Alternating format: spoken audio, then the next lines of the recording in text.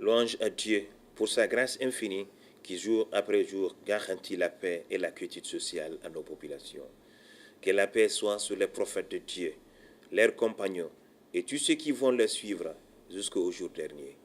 Chers frères et sœurs, l'expérience et l'analyse historique de la vie sociopolitique des peuples nous montrent qu'il ne saurait y avoir de développement et de prospérité réelle sans la paix.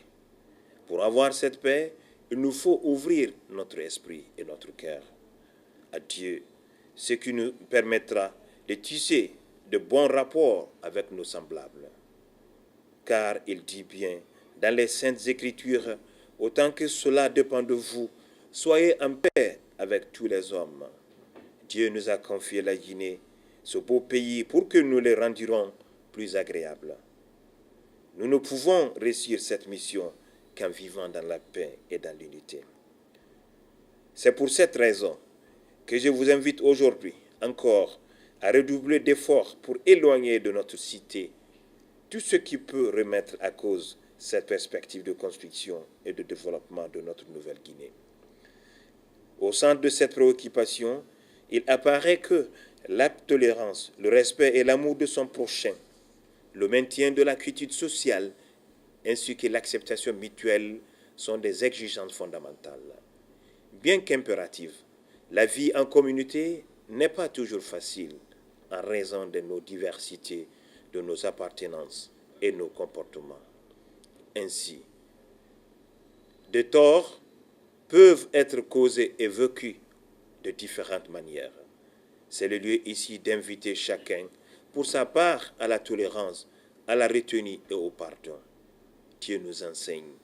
Les pieux sont ceux qui dominent les rages et pardonnent à autrui, et Dieu aime les bienfaisants. Dieu a donné à chacun de nous son charisme. Fort de cela, nous devons œuvrer à l'apaisement, en développant pleinement toutes nos potentialités au service de notre peuple. De plus, la sagesse traditionnelle nous enseigne qu'un seul pied ne peut tracer un sentier. Si puissant et si intelligent que soit un homme, il y a bien des choses qu'il ne peut accomplir tout seul et qui nécessitent le concours des autres.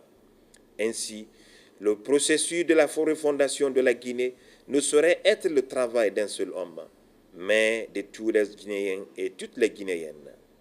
Nous sommes tous responsables du pays et nous devons rendre compte de sa gestion à nos compatriotes, ici-bas et à Dieu au terme de notre vie terrestre. Chers frères et sœurs, j'invite tous les leaders religieux et les fidèles croyants de Guinée à persévérer dans la prière pour la préservation de la paix et de la quiétude sociale dans notre pays. Car c'est seul Dieu, dans sa miséricorde infinie, qui peut nous éloigner, qui peut nous épargner des troubles. Car seul Dieu, dans sa miséricorde infinie, qui peut nous épargner des troubles.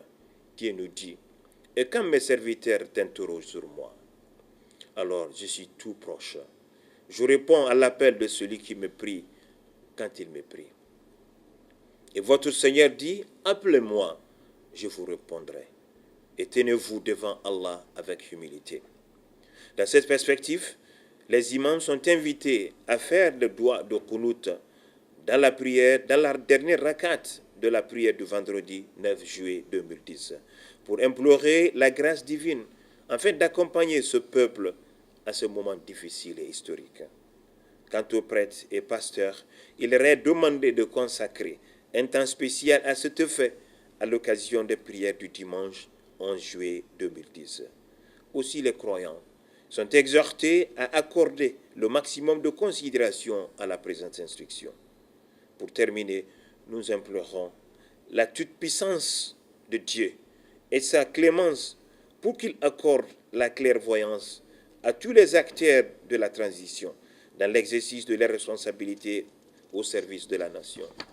Nous implorons également la bonté de Dieu pour qu'il accorde sa divine sagesse et le courage nécessaire au général d'armée, son Excellence Sékouba Konaté, président de la République, président de la transition, dans la conduite de la destinée de notre cher pays, la Guinée. Que Dieu bénisse la Guinée Je vous remercie.